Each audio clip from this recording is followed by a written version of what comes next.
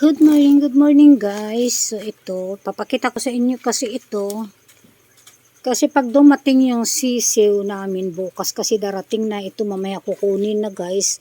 Ito guys yung butas na ito itong butas.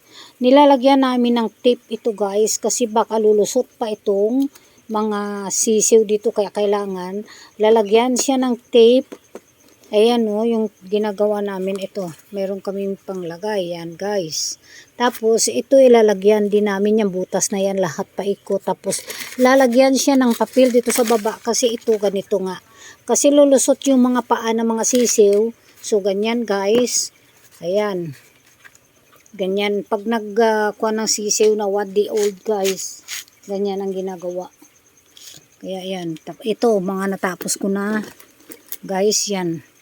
So, kailangan ko kasi na 15 na piraso na ganito. 1, 2, 3. Ayan. Ayan pa yung iba guys. So, hindi ko pa nalalagyan ito. Kailangan ito malagyan kasi kukunin na ito mamaya-maya saglit. Kukunin na. Tapos dadalhin na doon sa magdarating yung sisiw kasi mamayang gabi.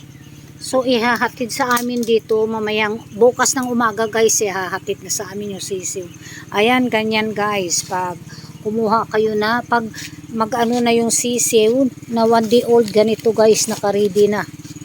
Ayan. Ayan guys. So, hanggang dito na lang.